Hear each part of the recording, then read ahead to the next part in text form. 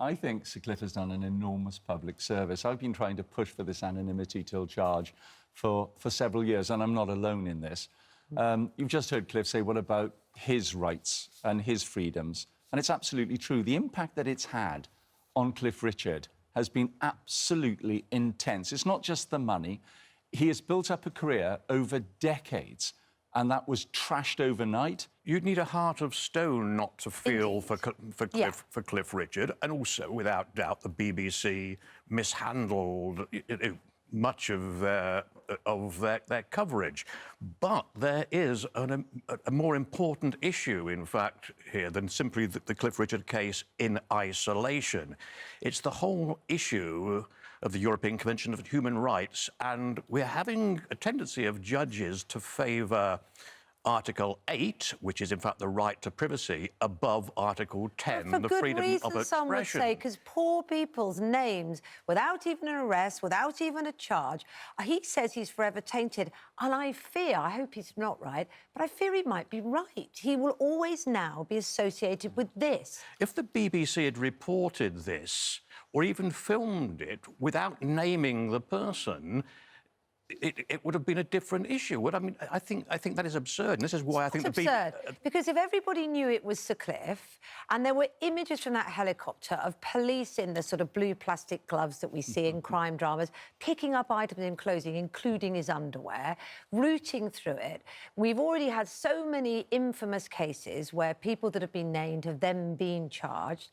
The inference, and this wasn't just here in the UK, this was round the world, and he's got a global career and feels his reputation is damaged globally, then people are looking at this and they are making human assumptions. But we also have... he has to live with. We're now in the wild west of cyberspace as well, where, in fact, social media was already speculating about Cliff Richard before the BBC carried anything.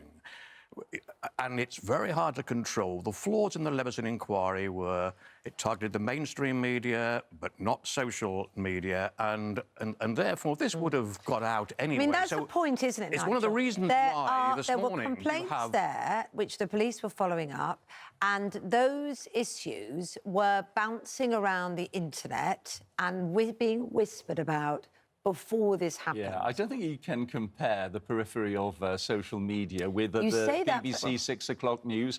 We're going live to a raid on Cliff Richard's home. Should they have not covered it at all? No, they shouldn't have. And I agree with the judge on this, that the privacy for Sir Cliff is paramount over and above the ability of the BBC to trash a career, to trash a person's reputation in the way they did. You've seen the impact that it's had on Cliff Richard. It's enormous. He was never arrested. This is why the BBC are probably right to be considering an appeal. This probably needs to go to the appeal court, even the Supreme Court. If we are going to outlaw the naming of anybody who is under investigation, whose home is raided. Well, it doesn't, and some it doesn't. It should actually be also go to Parliament, and I think that's why Theresa May was right. And I think a Cliff's law, purely on the basis of individual judges' rulings and individual cases, would be wrong. The whole it's how it used to be. The whole balance question between press freedom versus privacy, but the public right to know has to go. Well. Yeah, and let's not forget, because Paul, you had a story on Jimmy Savile. I was the editor who's legally thwarted from Jimmy Savile, which makes me feel sick. Yeah, because think how many more people were then affected by his behaviour. How many children were abused by Jimmy Savile? All you need, and Paul knows this, is a forensic investigation where you get one person guilty. As Paul Gambaccini said, because he had to face all this too, that you are put out there like flypaper, and let's see who else sticks. And of course, Paul Gambaccini was never charged either. You have to remember. What about Rotherham Rochdale, where we had situations where abusers were actually the police failed to act.